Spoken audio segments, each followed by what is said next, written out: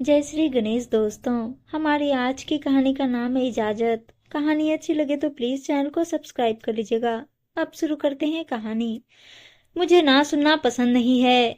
तुम एक दिन के लिए ही अपनी बहन की शादी में जाओगी। कान खोलकर सुन लो। यदि तुम मेरी इच्छा के विरुद्ध अपनी बहन प्रिया की शादी में अपने घर रहने के लिए गई तो तुम हमेशा के लिए वहीं रहना, यहाँ मत आना।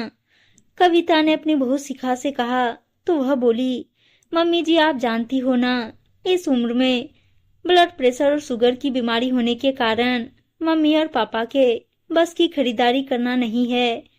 प्रिया को अभी खरीदारी करने का ज्यादा अनुभव नहीं है, इसलिए मम्मी मुझे शादी से कुछ दिन पहले बुला रही हैं ताकि मैं मम्मी की मदद कर सकूं। प्लीज मम्मी मुझे कुछ दिनों के लिए मेरे घर जाने दो, नहीं तो मम्मी मेरे ना आने की सुनकर बहुत परेशान होंगी।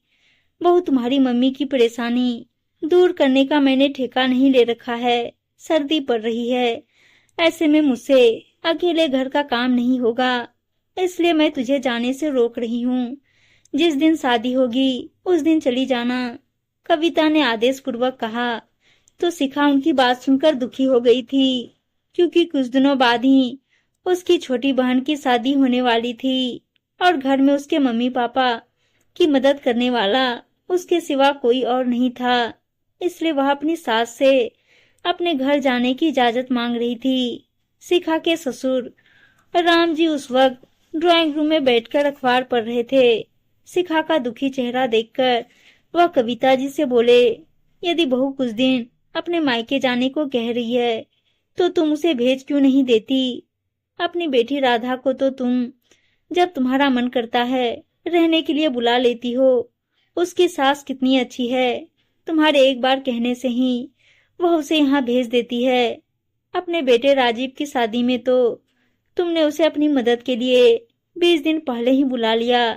यदि वह नहीं आती तो तुम अकेली शादी की सारी तैयारी कर लेती।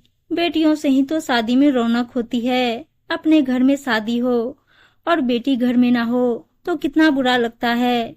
तुम तो अपनी बेटी को उसकी सास के बीमार होने पर भी जबरदस्ती जीत करके अपने पास बुला लेती हो।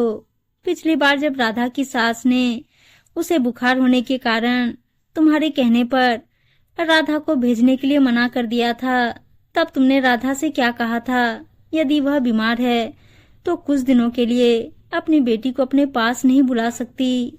तुमने अपनी सास की सेवा करने का ठेका ले रखा है क्या। तब तुम्हारे कहने पर राधा ने कुछ दिनों के लिए अपनी ननद को बुला लिया था। उसके बाद वह यहाँ पर काफी दिन रुक कर गई थी।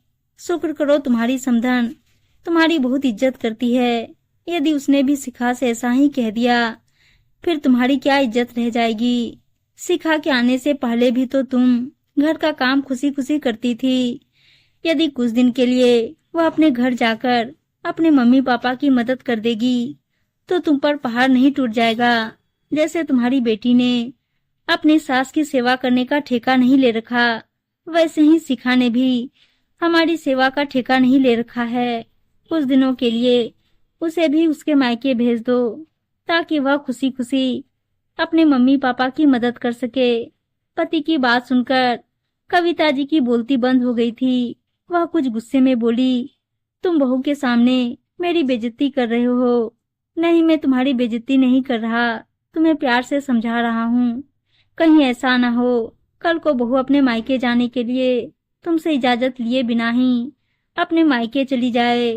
जब सास बहू पर ज्यादा पाबंदी लगाती है तब बहू को ऐसा करने पर मजबूर होना पड़ता है। राम ने कहा तो कविता जी खामोश हो गई थी। देर से ही सही उसकी समझ में पति की बातें आ गई थी। वह शिखा से बोली, बहू अपने मायके जाने की तैयारी कर। मैं इतनी बुरी भी नहीं हूँ कि तुझ पर ज्यादा पाबंदी लगाऊं। सास की बातें सुनकर शिखा के चेहरे पर हंसी आ गई थी। अपने ससुर को धन्यवाद देने के बाद वो अपने घर जाने की तैयारी करने लगी थी। उम्मीद है दोस्तों कहानी अच्छी लगी होगी और अच्छी अच्छी कहानियां सुनने के लिए चैनल को सब्सक्राइब और वीडियो को लाइक शेयर जरूर कर दीजिएगा। धन्यवाद दोस्तों।